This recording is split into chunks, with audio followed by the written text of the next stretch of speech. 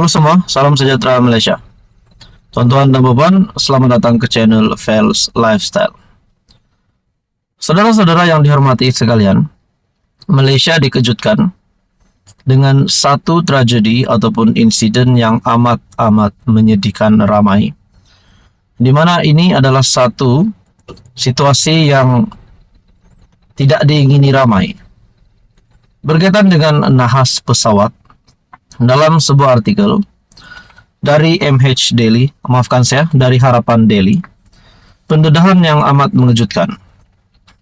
Pesawat terhempas, pencarian 95% selesai. Masih cari baki cebisan badan mangsa. Pencarian di lokasi nahas jet penumpang di persiaran Elmina sejak semalam hampir selesai. Dengan baki, operasi itu kini tertumpu kepada mencari cebisan badan mangsa yang masih tertinggal. Ketua Polis Negara Tan Sri Razarudin Hussain berkata, proses pencarian kini 95% selesai apabila semua 10 mayat mangsa ditemui. Beliau menjangkakan laluan utama di persiaran Elmina yang ditutup bagi operasi akan kembali dibuka kepada orang awam tengah hari ini. Semua mayat dan cebisan badan yang kita jumpa sudah dibawa ke Hospital Tengku Ampuan Rahimah ataupun HTAR Klang untuk bedah siasat dalam masa terdekat. Sejumlah 22 waris juga sudah diambil sampel DNA untuk kita padankan dengan mayat mangsa, katanya pada sidang media di lokasi kejadian hari ini. Beliau berkata, sebanyak 21 barang pribadi milik mangsa juga ditemui dan kawasan pencarian membabitkan keluasan 11.000 meter persegi. Susulan nahas itu, seramai 10 mangsa disahkan terkorban dalam nahas pesawat jenis jet pribadi itu. Bagaimanapun, hanya satu daripada 10 mayat ditemukan dalam keadaan sempurna. Dalam kejadian di Lebuh Raya Guthrie, berdekatan Bandar Elmina, kesemua mangsa terdiri daripada 2 kru pesawat, 6 penumpang, seorang penunggang motosikal dan pemandu kereta. Rekaman suara kokpit ataupun CVR yang merupakan salah satu daripada komponen kotak hitam pesawat itu telah ditemui pada pukul 10.20 malam tadi. Mangsa terkorban terdiri daripada 8 penumpang dan kru pesawat selain 2 orang awam, yaitu penunggang motosikal dan pemandu kereta. Ini adalah satu tragedi ataupun insiden yang pasti tidak diingini ramai, dan ini pasti membuat satu Malaysia bersedih bergabung. Saudara-saudara, artikel dari Harapan Daily berkaitan dengan pesawat terhempas. Pencarian 95% selesai, masih cari baki cebisan badan mangsa.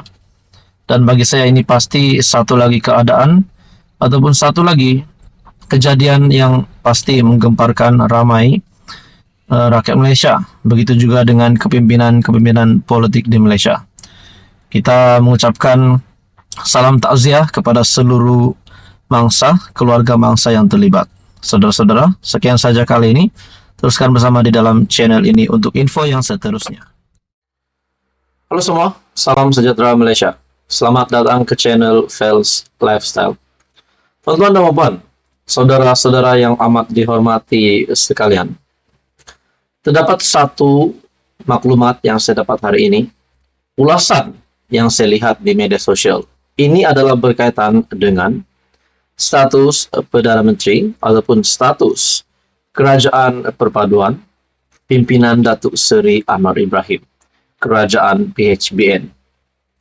Tuan-tuan dan puan, dalam ulasan ini menyebut nama bekas Perdana Menteri Najib Razak yang kini berada di penjara Kajang.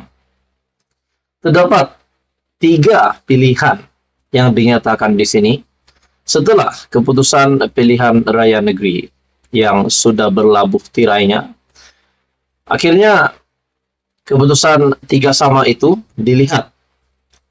Kerusi yang dimenangi melebihi kepada PAS PN. Akhirnya ini satu ulasan yang menyebut 3 pilihan Perdana Menteri.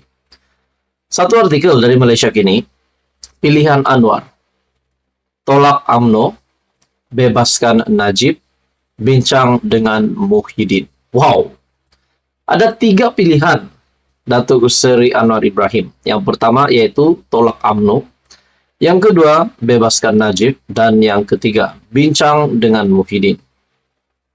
Keputusan 6 PRN adalah peringatan tegas bahwa Pakatan PHBN sedang bergelut untuk menawan hati dan minda pengundi Melayu Islam. Berdasarkan keputusan itu, KJ Khairin Jamaluddin merumuskan dilema yang dihadapi Perdana Menteri dan pilihan yang ada dibuatnya. Menurut bekas Ketua Pemuda UMNO, pengurusi PH berdepan dilema berkembang, ideologi dan politik. Dilema pertama ialah ideologi. Adakah dia akan terus berpegang kepada landasan progresif dan reformisnya atau akan terus menolak PN dengan memperkenalkan dasar yang lebih konservatif? Akar umbi yang menyokongnya telah bertindak melalui keputusan pilihan raya dengan menggesa Anwar untuk berhenti memihak kepada hak Melayu dan menumpukan perhatian kepada mengembangkan ekonomi, memperkenalkan reformasi, dan memperjuangkan kepelbagaian budaya. Mengenai dilema politik, Khairi berkata, UMNO yang diharapkan Anwar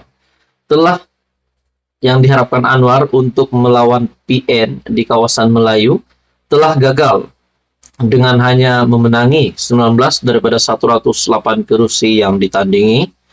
Jika UMNO gagal melakukan pembaharuan dengan antara lain memecat presidennya yang amat tidak populer, Anwar berdepan dengan keputusan strategik yang penting. Dia boleh kekal dengan laluan semasa dan menuju ke PRU akan datang dengan bekerja sama dengan UMNO. Dan dia juga boleh mempertimbangkan untuk mengesyorkan pengampunan diraja untuk bekas Perdana Menteri Najib Razak yang masih mempunyai sokongan yang besar dalam parti, tambahnya. Khairi berkata Anwar boleh meneroka untuk menamatkan perkongsian strategiknya dengan UMNO dan menggunakan pilihan lain. Dia boleh lawan untuk mendapatkan undi Melayu dengan meningkatkan daya tarikan PKR terhadap segmen demografi atau lebih banyak bergantung kepada rakan gabungannya Amanah yang meraih kemenangan mengejut di 1 kerusi di Kelantan. Pilihan terakhir ialah menghubungi Presiden Bersatu Muhyiddin Yassin yang merupakan parti penting dalam PN. Walaupun pilihan ini mungkin tidak dapat diterima, perkara lebih pelik pernah berlaku dalam politik Malaysia sebelum ini. Yang terbaru adalah gandingan PH dengan UMNO. Dilema ini pasti membebankan Perdana Menteri Malaysia dan kerajaannya dalam beberapa tahun akan datang. Jadi saudara-saudara, itu adalah kenyataan ataupun ulasan saya rasa dari Khairin Jamaluddin. Pilihan Anwar, tolak UMNO, ataupun bebaskan Najib, ataupun bincang dengan Muhyiddin. Menurut Anda saudara-saudara, apa komen Anda? Sekian saja, teruskan bersama di dalam channel ini untuk info yang seterusnya. Mohon bantu channel ini dengan menekan butang like, share, dan juga subscribe.